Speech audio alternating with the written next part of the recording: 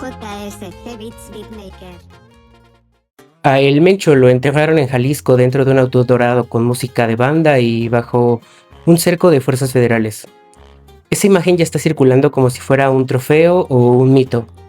Pero si hoy vienes a buscar narcofolclore, te vas a llevar otra cosa. Lo que se enterró no fue el problema. Se enterró el personaje más visible de un sistema que sigue vivo. Y aquí pongo una regla desde el principio para que no haya confusiones. En este video no se glorifica, no se romantiza, no se usa el dolor ajeno como entretenimiento. Se explica. Porque explicar es una forma de defensa pública. Le quitas al crimen su principal arma, que es la confusión y el mito. Ahora sí, vamos desde el principio.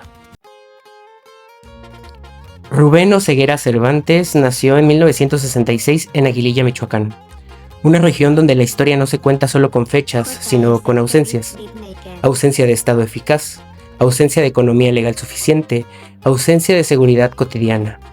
Ahí, el crimen no llega como un extraterrestre, sino que crece como una alternativa de poder cuando lo público se vuelve un rumor y lo privado se vuelve condena. En ese contexto, la biografía de un capo no es una excepción moral, es una lectura incómoda de país. A los 17 años, como muchos jóvenes sin futuro, se enlistó en el ejército mexicano. En 1983, ahí aprendió a usar las armas, ahí aprendió táctica, ahí aprendió disciplina. Pero también aprendió algo más, que del otro lado estaban los que sí tenían dinero, los que mandaban, los narcos. A finales de los 80 dejó el uniforme y se pasó al otro bando, como tantos otros. Su primer cártel fue el del Milenio. Ahí empezó abajo, halcón, sicario, el que hace el trabajo sucio. Pero se casó con Rosalinda González Valencia, hermana de los líderes. Ahí pegó el salto. Ya no era un soldado más, ya era familia. El cártel del Milenio está herido de muerte. Sus líderes caen uno tras otro. En ese vacío aparece Nacho Coronel, brazo del cártel de Sinaloa, y se lleva a varios exmilenio, entre ellos el Mencho.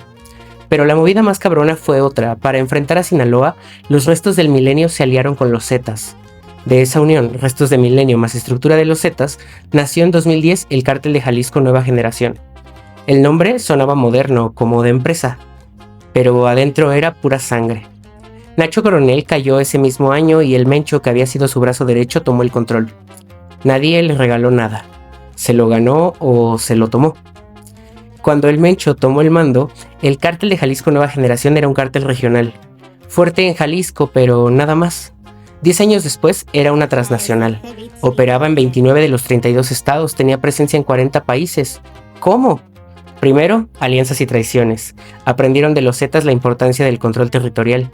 No solo pasaban droga, controlaban todo: minería ilegal, huachicol, extorsión. Segundo, el fentanilo. Mientras otros peleaban por cocaína y marihuana, el Mencho apostó por el opioide sintético. Precursores chinos, laboratorios en Jalisco. Tercero, violencia extrema como estrategia.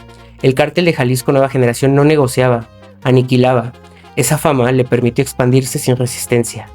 Cuarto, infiltración. Compraban gobiernos locales. Y ojo con esto, porque aquí se suele mentir mucho en redes. La brutalidad no es un exceso, es un lenguaje. La violencia espectacular comunica dominio, disciplina interna y mensaje a rivales y autoridades. El terror no es solo criminal, es político en sentido crudo. Disputa quién manda sobre la vida cotidiana en un territorio. La prueba más clara de esa confrontación abierta con el Estado quedó marcada desde 2015. Durante la Operación Jalisco, un helicóptero militar fue derribado con armamento de guerra. Hubo muertos.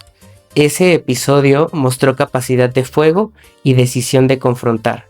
Y además, le dio al cártel de Jalisco Nueva Generación una narrativa de invencibilidad, que después fue explotada con propaganda, corridos y reclutamiento. El mito se alimenta de hechos reales, por eso es que resulta tan peligroso. Ahora, el negocio. Porque sin negocio no hay guerra. En años recientes, el mercado de opioides sintéticos reconfiguró todo. Según la DEA, el cártel de Jalisco llegó a producir más de 2 toneladas de fentanilo al año. Esto en laboratorios clandestinos de Jalisco. La rentabilidad por volumen es brutal. Puedes mover producto en cantidades pequeñas con impacto enorme. El fentanilo no solo mata, cambia la economía del narcotráfico y con eso cambia su violencia. Más dinero rápido implica más disputa rápida, más corrupción y sobre todo más armas. Pero luego está lo que casi nunca se discute con seriedad. El dinero no sirve si no se vuelve legal, si no se lava, si no compra silencios y decisiones. La disputa real no es solo por rutas, es por instituciones locales, por policías, por ministerios públicos, por gobiernos municipales. Eso no es teoría conspirativa, es la forma normal de operación del crimen en un país con debilidad institucional sostenida. La narconómina que encontraron en su guarida muestra pagos a policías municipales, 138,000 pesos mensuales para Tapalpa, 86,000 para Chiquilistlán. La guerra del cártel de Jalisco Nueva Generación fue contra rivales, sí, pero también fue contra la idea misma de que al Estado pueda proteger. En los territorios que controlaron, la gente no vive de debates en Twitter, vive de cobro de piso, vive desplazamiento, vive miedo, vive pérdida de economía local, vive secuestro de la rutina. Esa es la parte que el mito del señor borra. Las víctimas no tienen corrido, tienen duelo. Por eso la pregunta no es ¿quién era el Mencho? La pregunta es ¿qué le pasó a México para que un actor criminal pudiera sostener capacidad de guerra durante años y convertirse en símbolo? Esa respuesta no cabe en un chisme, cabe en historia política, en economía, en corrupción acumulada, en desigualdad y también en demanda internacional de drogas. Mientras México pone cuerpos, el mercado que compra sostiene la maquinaria. Y aquí va el golpe a los dimes y diretes, pues ni el cinismo de todos son iguales, ni la fantasía de con una captura se arregla todo, sirven. La primera es resignación disfrazada de inteligencia. La segunda es propaganda disfrazada de esperanza. La seguridad es un proceso. Inteligencia, dinero, justicia, prevención, control territorial y sobre todo instituciones que no se vendan. Sin eso, lo único que cambia es el nombre del siguiente jefe. La caída ocurrió el domingo 22 de febrero de 2026 en Tapalpa, Jalisco. El Mencho estaba en el fraccionamiento Tapalpa Country Club Cabaña 39. Había tenido un encuentro amoroso con una de sus parejas. Desde meses atrás, la inteligencia militar lo estaba siguiendo. Un hombre cercano a una de sus parejas la llevó a Tapalpa. Ella entró, se reunió con él y al día siguiente salió. Él se quedó. Esa noche, las fuerzas especiales cerraron el cerco. Cuando el Mencho intentó huir, sus escoltas abrieron fuego, pero no con pistolas, sino con fusiles Barrett calibre 50, incluso con lanzacohetes. Las fuerzas federales repelieron el ataque. Ahí murieron 3 militares. El Mencho fue herido con 2 escoltas. Los 3 murieron durante el traslado aéreo. Según el acta de defunción emitida en Ciudad de México con referencia a carpeta de investigación federal, la causa fue un conjunto de traumatismos torácicos, al menos abdominal, y de miembros inferiores perforantes y penetrantes secundarios a heridas producidas por proyectil disparado por arma de fuego. 3 impactos: tórax, abdomen, piernas. Así terminó el hombre más buscado. Pero la organización reaccionó. Desde el Grullo Jalisco, Hugo, el Tuli, el operador financiero, lanzó una orden: 20,000 pesos por cada militar asesinado. Lo que siguió fueron horas de caos, 252 bloqueos carreteros en 20 estados. El saldo final, al menos el confirmado por el Gabinete de Seguridad, 25 elementos de la Guardia Nacional murieron en esos ataques posteriores. 30 presuntos delincuentes fueron abatidos y hubo 70 personas detenidas. Más de 70 muertos en total entre delincuentes, elementos de seguridad y civiles. 25 elementos heridos, ese tal vez sea el costo, hay que decirlo completo, ¿no?, de este desplegado. Pero después vino la parte delicada. El cuerpo fue trasladado a Ciudad de México para necropsia y resguardo institucional. El sábado 28 de febrero, fue entregado a sus familiares. Esa cadena es clave para entender por qué las autoridades manejaron información con mucha cautela. Cuando cae un líder así, el Estado no solo gestiona un cadáver, gestiona el riesgo de que el cadáver se vuelva altar, convocatoria, mensaje de fuerza o detonante de violencia. El 2 de marzo de 2026, el cortejo y el sepelio se realizaron en Zapopan. Despliegue de fuerzas federales, vehículos artillados, vigilancia intensa. Y en medio de eso, música de banda, un ataúd dorado, arreglos florales con símbolos del cártel y referencias a su apodo ligados a los gallos. Esto no es nota rosa, es una demostración de poder simbólico, incluso en la muerte. Aquí conviene limpiar el ruido social. Hay quien dirá, eso demuestra que el Estado perdió, y hay quien dirá, eso demuestra que el Estado ganó. Las dos lecturas solas me parecen infantiles. Que el Estado haya batido al líder es un golpe real. Que el entorno pueda montar un ritual ostentoso bajo tensión, también dice algo. El crimen no solo compite con armas, compite con símbolos, con pertenencias, con narrativa, y una sociedad rota es terreno fértil para que esa narrativa prenda. Lo que más importa del entierro no es el oro del ataúd, es la contradicción. Hablamos de un féretro dorado bañado en oro de 24 quilates, valuado entre $10,000 y $24,000 según se dice. Enterrado en una tumba sencilla a ras de tierra, sin mausoleo, sin lujos, casi escondida, a unos 5 kilómetros del estadio que será sede del Mundial de Fútbol 2026, y cerca de una instalación militar. ¿Por qué una tumba sencilla?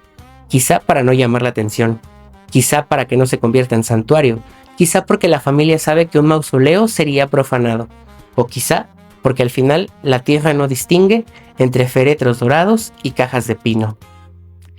Y dentro del cementerio pasó algo que nadie esperaba. Un joven extranjero intentó acercarse a tomar fotos. Quería captar el momento, pero varios hombres le cerraron el paso.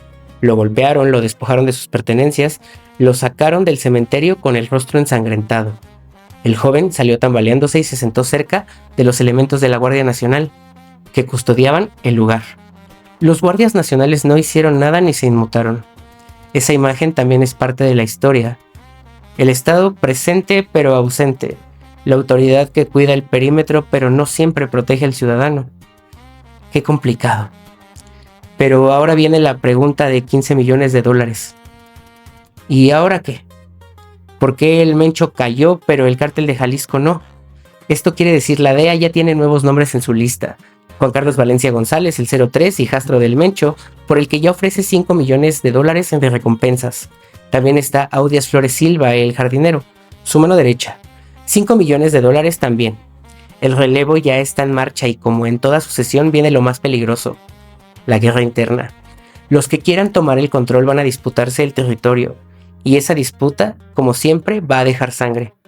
En Jalisco, en Michoacán, en los estados donde el cártel de Jalisco Nueva Generación tiene presencia. 3 señales para leer el reacomodo sin caer en paranoia. Al menos tampoco en negación. Señal número 1. El patrón de violencia en Jalisco y Michoacán. Si aparecen ataques selectivos y disputas por corredores, la sucesión va por fragmentación violenta. Señal 2. La propaganda.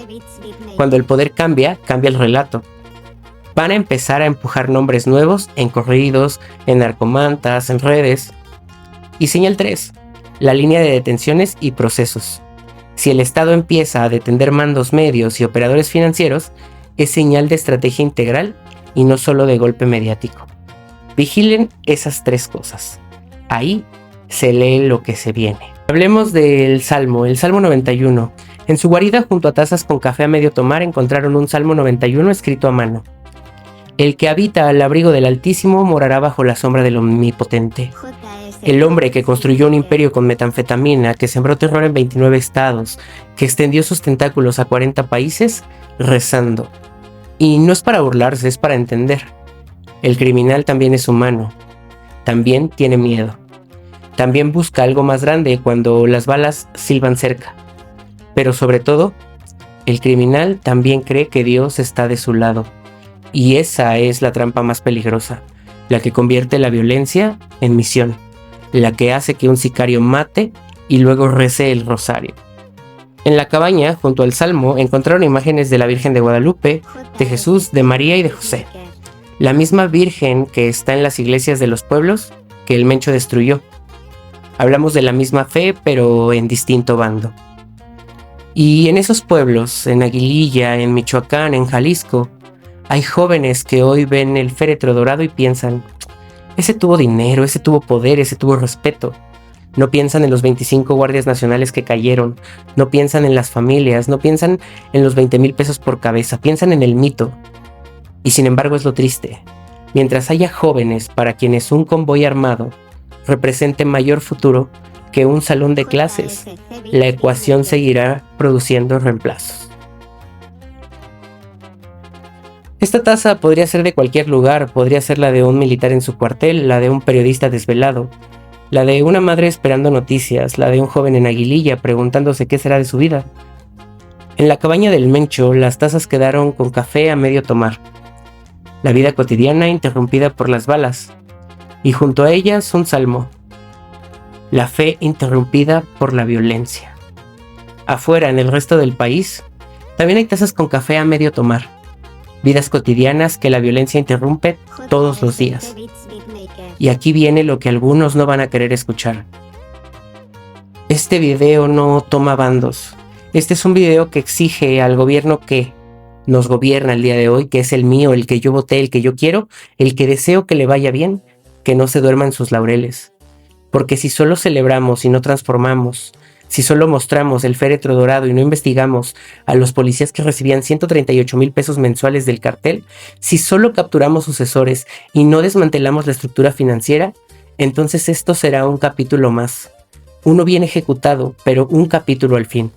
Y la historia de México está llena de capítulos que no cambiaron el final. El reto de un proyecto de izquierda serio no es gritar mano dura ni tampoco romantizar pueblo bueno como consigna vacía. El reto es reconstruir Estado con justicia social y capacidad real de control territorial, sin traicionar derechos. Si no hacemos eso, mañana otro ataúd dorado va a ocupar el lugar del de hoy, y nosotros vamos a seguir enterrando futuros.